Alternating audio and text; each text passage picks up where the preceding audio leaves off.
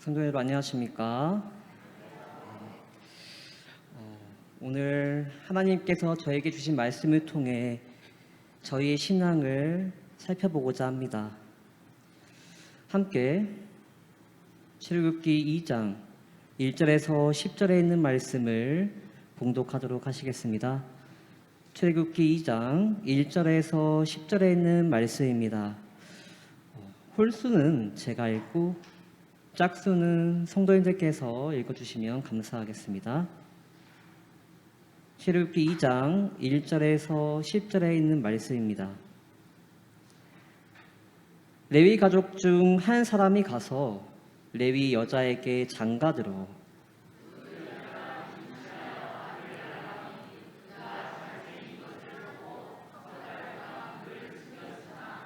더 숨길 수 없게 되매 그를 위하여 갈대 상자를 가져다가 역청과 나무진을 칠하고 아기를 거기 담아 나일 강가 갈대 사이에 두고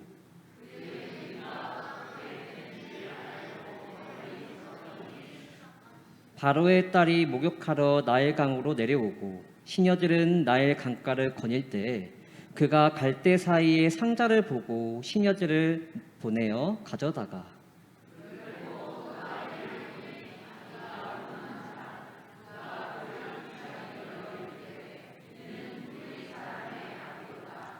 그의 누이가 바로의 딸에게 이르되 내가 가서 당신을 위하여 히브리 여인 중에서 유모를 불러다가 이 아기에게 젖을 먹이게 하리니까.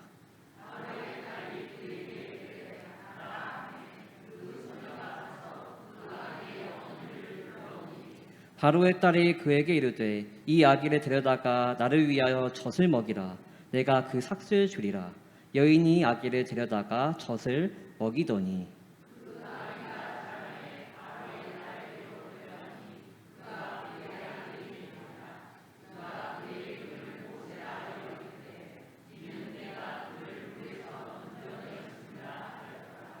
아멘.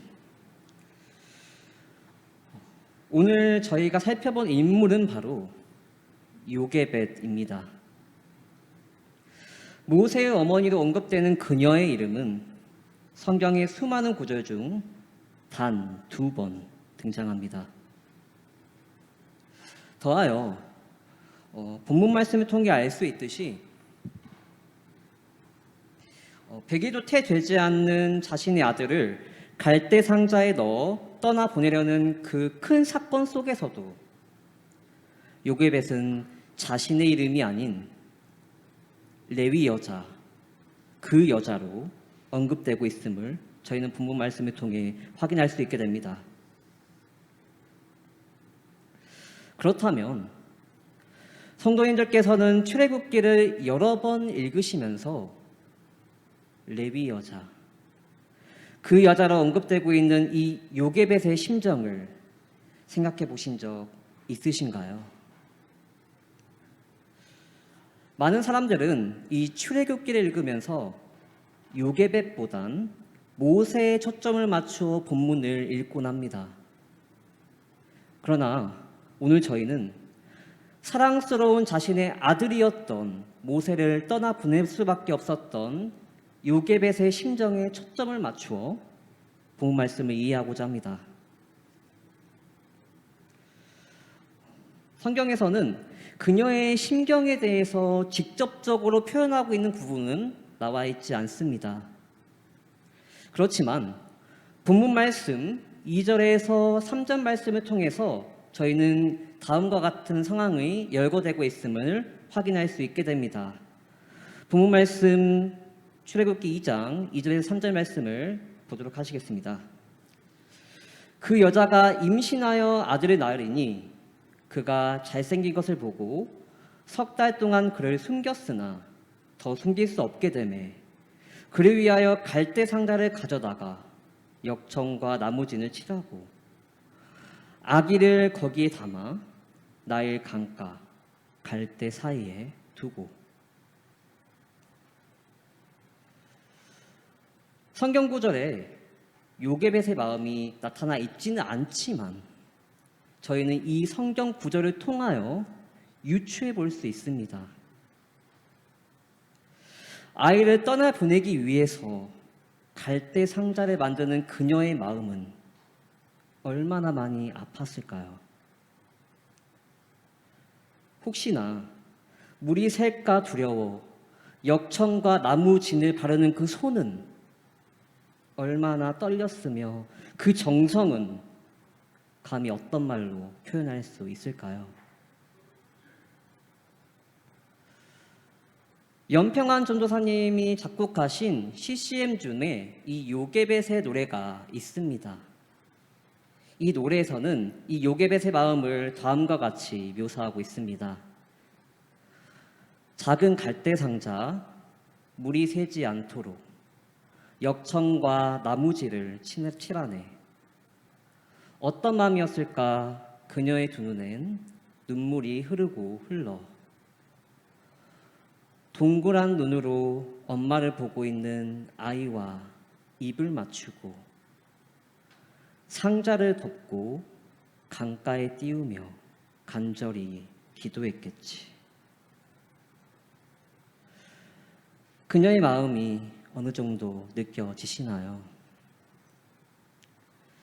그런데 이 요게벳의 노래의 가사는 물론이며 오늘 본문 말씀에서도 이 요게벳이 자신의 아들 모세를 향한 이 간절한 마음이 담긴 한 매개체가 등장합니다. 무엇입니까? 네, 가사에도 나오고 본문 구절에도 나와 있는데요. 바로 물 위를 뛸 수 있게 만든 갈대 상자. 다른 말로는 배가 바로 그녀의 간절한 마음이 담긴 매개체라고 할 수 있습니다. 성경에는 이 배에 관한 이야기들이 다수 등장하게 됩니다. 무엇이 있을까요? 네, 여러 가지 내용이 있겠지만 저희가 쉽게 접할 수 있는 이 예수님의 공생의 사역 당시에서도 갈릴리 바다에서 배를 타고 이동하시던 이 말씀들을 저희는 쉽게 접할 수 있습니다. 또한 사도 바울의 경우 선교사로 파견된 당시에 제일 처음 구브로라는 지역을 가게 되는데요. 그 지역을 갈 때도 배를 이용하였으며 이후에 로마로 압송되어 갈 때도 배를 타고 지중해를 건너가는 모습을 저희는 말씀을 통해 볼 수 있게 됩니다. 여기서 사용된 배는 구약에서 히브리 영어로 오니아, 신약에서는 헬라어로 플로이온이라고 할 수 있으며 이를 쉽게 이야기하면 영어로 ship, 선박을 의미하는 단어라고 할 수 있습니다. 그렇다면 성경에서 제일 처음 언급되는 이 배는 똑같은 단어를 사용하였을까요? 함께 성경에서 제일 처음 언급된 배와 관련된 단어를 살펴보도록 하겠습니다. 창세기 6장 14절 말씀입니다. 창세기 6장 14절 말씀을 제가 읽겠습니다. 너는 고페르나무로 너를 위하여 방주를 만들되 그 안에 칸들을 막고 역청을 그 안팎에 칠하라. 신기하게도 성경에서 제일 처음 언급된 이 배라고 표현된 단어는 앞에서 언급된 히브리어 오니아나 헬라어 플로이온이 아닌 테바, 우리말로 방주라는 단어가 사용되었습니다. 그렇다면 여기서 서중한 성도님들께서 가장 잘 아시는 토의 시간을 가지도록 하겠습니다. 오늘의 토의의 질문은 바로 이것입니다. 성경에서 언급되는 이 배라는 단어가 하나의 단어가 아닌 배를 의미하는 선박과 방주로 구분한 이유와 그 차이는 무엇이었을까요? 함께 옆 사람 혹은 앞뒤 사람들과 이 부분에 대해서 이야기해보는 시간을 가지도록 하겠습니다.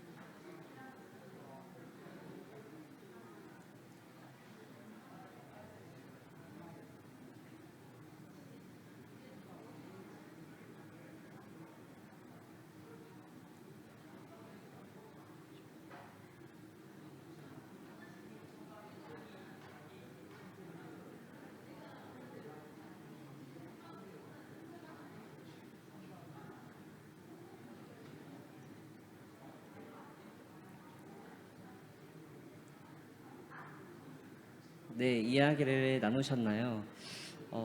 멀리서도 열심히 토론하시는 모습을 보이시는 가장 눈에 띄는 집사님이 계셨습니다. 우리 서경환 집사님께 한번 제가 여쭤보도록 하겠습니다. 집사님의 생각은 어떤 것 같습니까?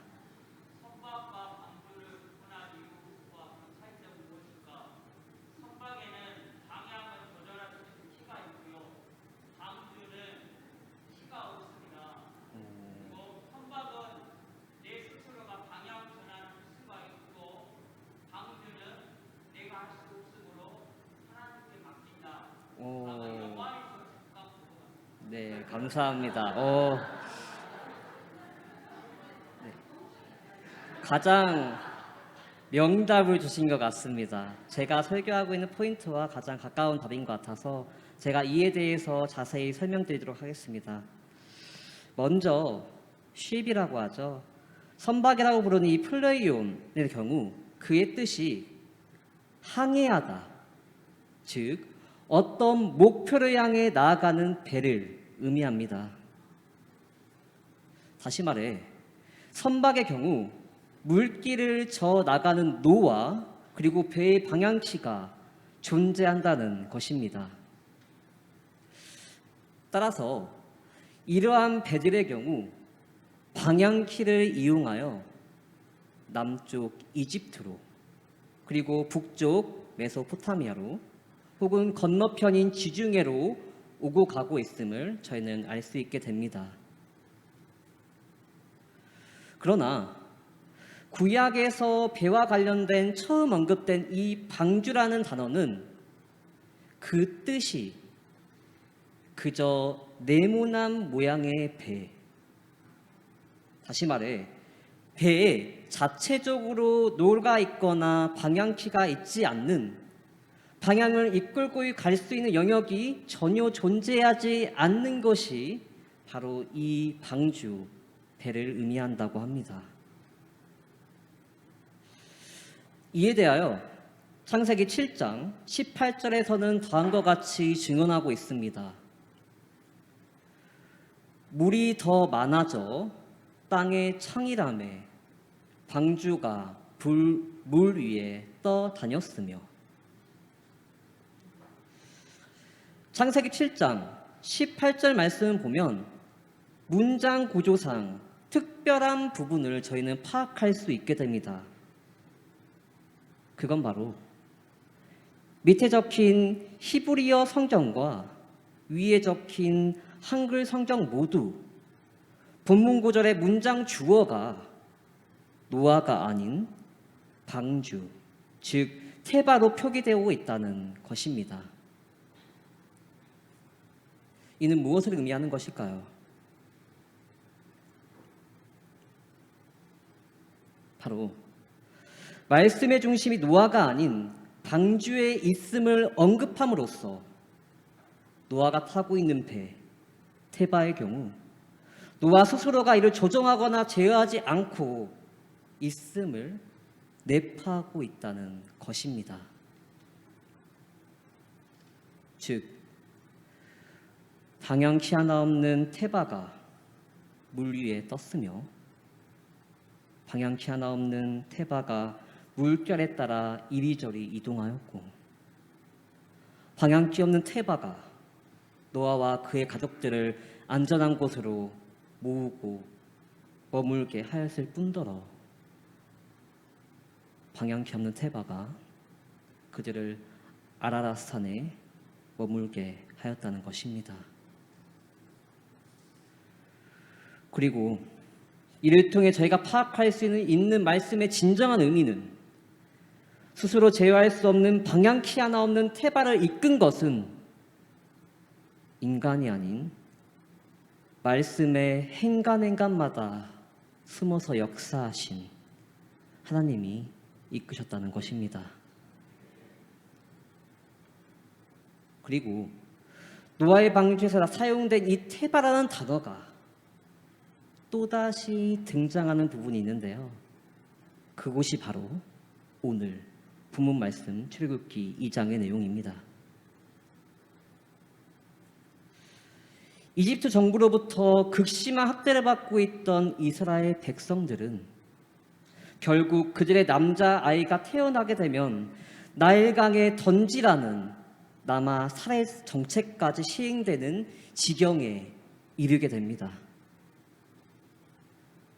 그리고 이 시점에 요게벳의 아들 모세가 태어나게 된 것입니다. 본문 말씀 2절에서 3절을 다시 한번 함께 봉독하도록 하시겠습니다. 시작. 그 여자가 임신하여 아들을 낳으니 그가 잘생긴 것을 보고 석 달 동안 그를 숨겼으나 더 숨길 수 없게 되매 그를 위하여 갈대 상자를 가져다가 역청과 나무진을 아기를 거기 담아 나일 강가 갈대 사이에 두고. 여기서 포인트가 어떤 것일까요? 여기서 포인트는 바로 석 달 동안 그를 숨겼으나 더 숨길 수 없게 됨에입니다. 정리하자면 요게벳의 그녀는 석 달 동안 어떻게든 자신의 아들을 생명을 보존시키기 위해서 엄마가 할 수 있는 최선의 노력을 다했으나 더 이상 숨길 게 없게 되는 인간의 한계점에 다다르게 되는, 다시 말해 무능한 인간의 능력에 대한 자각을 경험하게 된 것입니다. 그리고 자신의 무능하고 연약함을 자학한 그녀가 준비한 것이 바로 서두에 언급한 갈대 상자였습니다. 그렇다면 스스로 할 수 없다고 자각한 그녀가 갈대 상자를 만든 이유가 무엇이었을까요? 여기서 저희는 앞에서 언급된 말씀들을 통하여 이에 대한 해답을 찾을 수 있게 됩니다. 갈대 상자, 즉 이 갈대 상자에 해당되는 히브리어 단어가 바로 노아 방주에서 언급된 방주, 테바라는 단어가 동일하게 사용되었다는 것입니다. 즉 노아가 방주에 역청을 발랐던 것처럼 요게벳 그녀도 손수 만든 갈대 상자에 역청을 발랐습니다. 그리고 노아의 방주에 물이 떠올랐던 것처럼 갈대 상자 역시 물에 떠올랐습니다. 방주에 노아와 그의 가족들이 들어가 있었던 것처럼 그 안에는, 갈대 상자 안에는 3개월 된 자신의 아들이 들어가 있었고 방주가 물에 떠 흘러 다녔던 것처럼 갈대 상자도 나일강 강물에 따라 흘러 내려갔습니다. 그리고 방주, 테바 속의 노아와 그의 가족들의 이동 여정 가운데 그 어느 것도 할 수 없었던 것처럼 갈대 상자, 테바를 만든 요게벳과 그 안에 담긴 3개월 된 아기가 할 수 있는 것이라곤 그 어느 것도 존재하지 않았습니다. 그리고 더 나아가 요게벳의 믿음은 그저 단순히 나일강에 갈대 상자를 흘려보낸 것 그 이상의 상황을 의미합니다. 당시 나일강의 상황은 어떠하였습니까? 작게는 3m, 길게는 5m까지 이르는 나일강의 포식자, 악어들이 가장 많이 거류하는 하류에 해당되었습니다.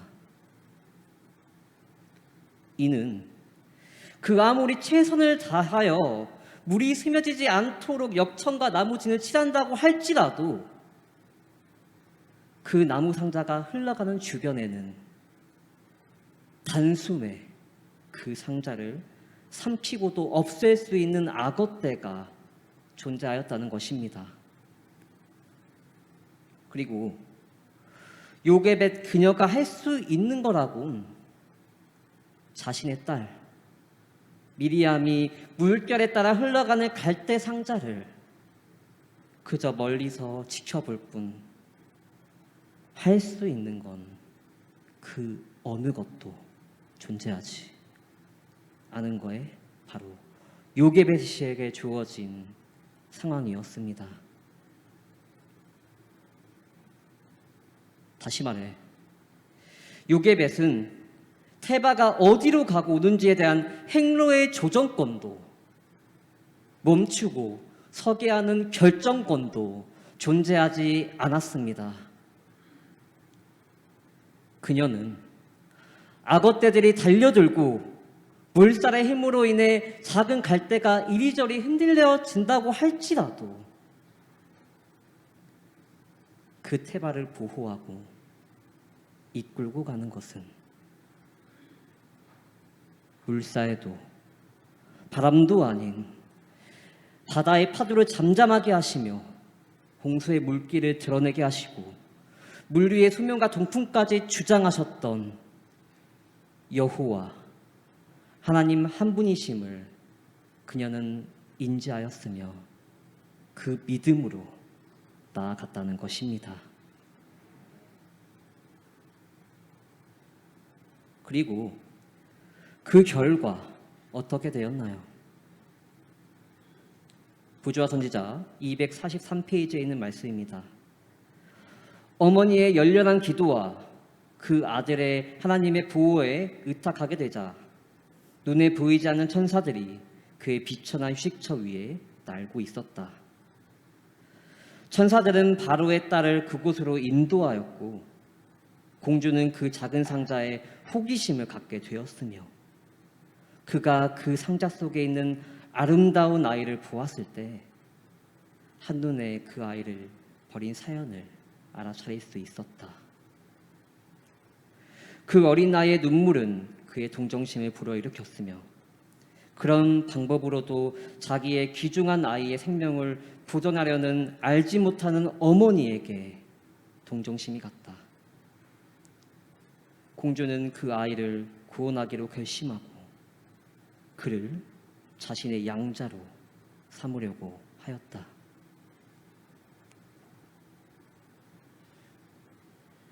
말씀을 통해 알 수 있듯이 보이지 않는 하나님의 손길로 인하여 이스라엘을 극심하게 싫어하여 그를 학대하던 바로의 딸이 이스라엘 아들을 보고 분노하거나 살해하려는 행동이 아닌 그 아이를 향한 치근한 마음과 더불어 그 아이를 살려주는 것을 넘어서 자신의 양 아들로 삼게 되는 극적인 상황으로 변하는 반전의 드라마가 펼쳐지게 됨을 저희는 말씀을 통해 파악할 수 있게 됩니다. 그뿐이었습니까? 저희가 알고 있는 모세는 어떤 사람이었나요? 그는 자신의 생명을 보존했을 뿐만 아니라 훗날 애굽에서 오랜 노예 생활로 신음하고 있던 이스라엘 백성들을 출애굽시켜 그들의 생명을 보존시킨 지도자가 되었으며, 하나님의 중보자인 역할로 백성들에게 법률가로, 때로는 재판가로서 수십 년간을 봉사하였고,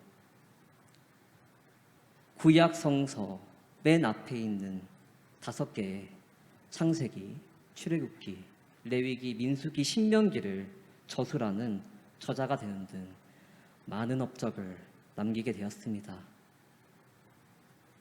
그리고 현재까지도 구약을 대표하는, 그리고 예수님을 예표하는 가장 위대한 인물로 저희는 익히 알고 있습니다. 더하여 이러한 위대한 인물의 시작점이 바로 인간의 능력을 의지하는 것이 아닌 테바, 즉 하나님을 향한 온전한 믿음 하나로 갈대 상장을 만들었던 요게벳의 어머니의 믿음으로부터 시작되었다는 것입니다. 그리고 이러한 요게벳의 어머니의 믿음은 또다시 나타나게 됩니다.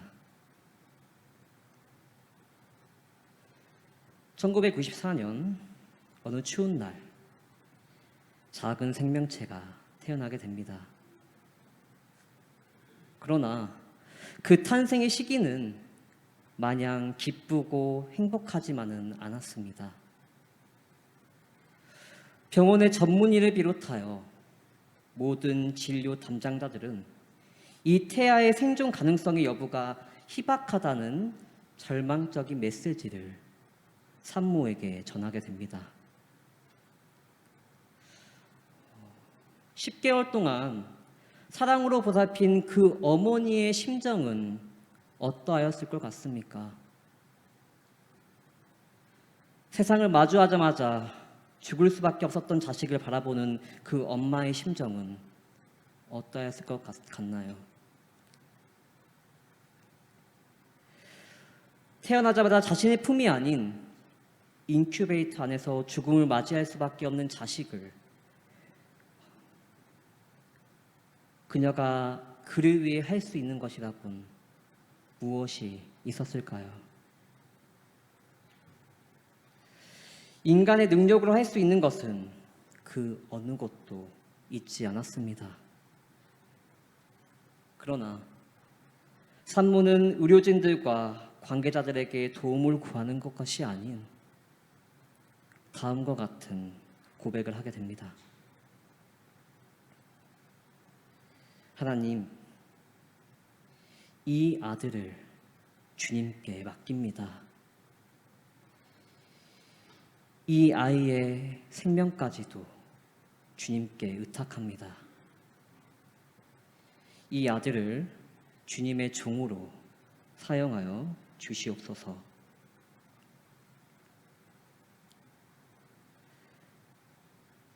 그 결과 어떻게 되었을까요? 많은 의료진들의 예상과는 다르게 엄마의 그 간절한 기도로 인하여 이 아이는 극적으로 살아나게 됩니다. 그리고 그 어머니의 간절한 기도로 살아난 그 아이가 지금 이렇게 성도인 앞에 서 있습니다.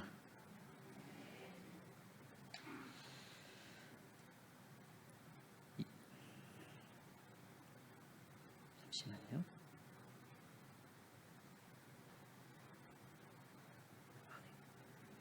여전히 부족하고 여전히 연약하지만 제가 이 자리에 설 수 있었던 가장 큰 이유는 어쩌면 요게벳의 기도처럼 저를 향한 어머니의 간절한 기도 때문이지 않았을까요? 때로 저희는 저희의 문제적 상황을 바라볼 땐 인간의 능력과 삶의 방향키를 놓는 일은 절대 쉽지 않는 일일 것입니다. 그런데요, 이 포기하다라는 말을 영어로 뭐라고 합니까? 나와 있네요. 네, give up이라고 합니다. 그런데 이 단어를 면밀하게 살펴보면 이 단어 안에 담긴 큰 의미를 파악할 수 있게 됩니다. 앞의 단어 give, 이를 번역하면 들이다입니다. 그리고 뒤에 따라오는 단어 up은 위로, 위를 의미합니다. 즉, 직역하면 위로 들이다라고 해석할 수 있게 됩니다. 위로 들이다.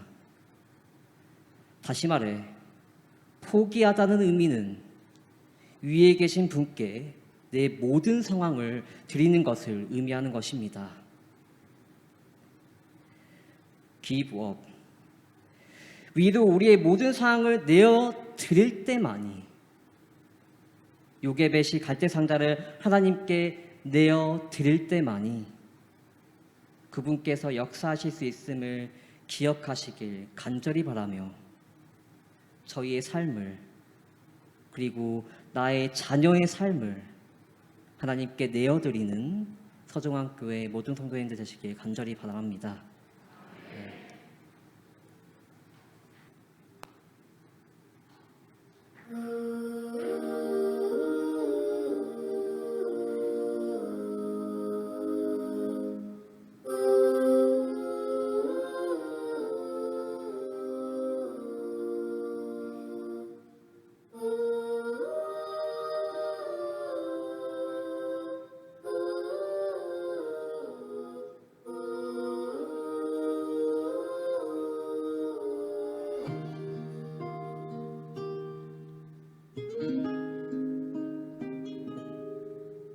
작은 갈대상자 물이 새지 않도록 역청과 나무 지느질하네. 어떤 마음이었을까 그녀의 두 눈에 눈물이 흐르고 흘러. 동그란 눈으로 엄마를 보고 있는 아이와 입을 맞추고 상자를 덮고 강가에 띄우며 간절히 기도했겠지. 정처 없이 강물에 흔들 흘러내려가는 그 상자를 보며 눈을 감아도 보이는 아이와 눈을 맞추며 주저앉아 눈물을 흘렸겠지. 너의 삶의 참 주인, 너의 참 부모이신 하나님 그 손에 너의 삶을 맡긴다. 너의 삶의 참 주인, 너를 이끄시는 주 하나님 그 손에 너의 삶을 드린다.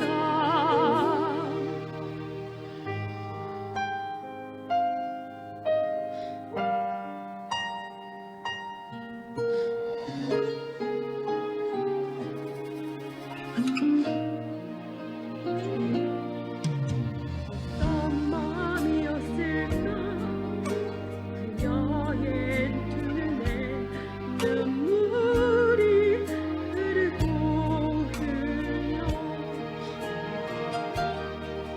정처 없이 강물에 흔들 흘러내려가는 그 상자를 보며 눈을 감아도 보이는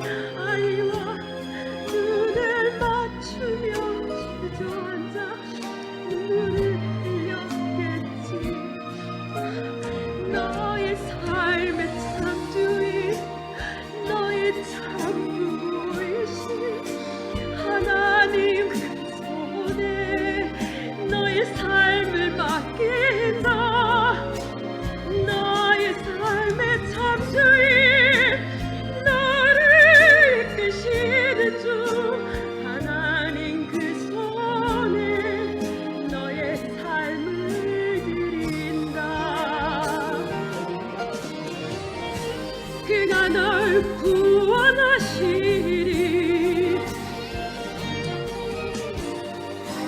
그가 널 이끄시리라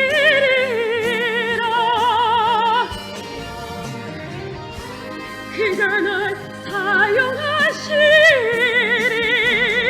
그가 너를 인도하시리라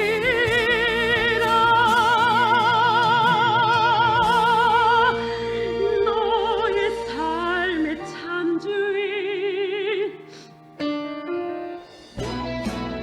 너의 삶의 참주인 너의 참 부모이신 하나님 두 손에 너의 삶을 맡긴다 너의 삶의 참주인 너를 이끄시는 주 하나님 그 손에 너의 삶을 드린다 너의 삶의 참주인 너의 참 부모이신 하나님 그 손에 너의 삶을 바친다 너의 삶의 참주인 너를 이끄시는 주 하나님 그 손에 너의 삶을 드린다 어떤 마음이었을까 그녀의 두 눈에 눈물이 흐르고 흘러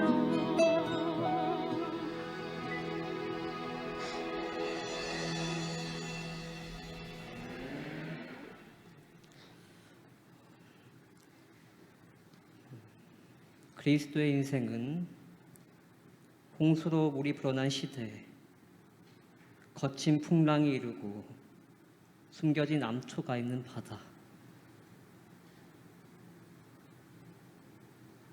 거센 물결에 몰아치는 삶의 상황 속에서 살아가는 것과 같을 것입니다.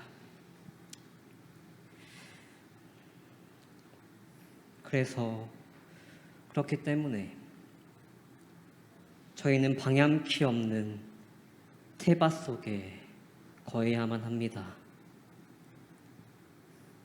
왜냐하면 그곳이 가장 안전한 길이며 평안한 길이고 그곳만이 하나님께서 역사하실 수 있는 최선의 길이기 때문입니다.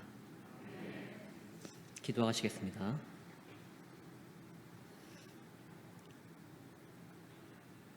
하늘에 계신 하나님 아버지,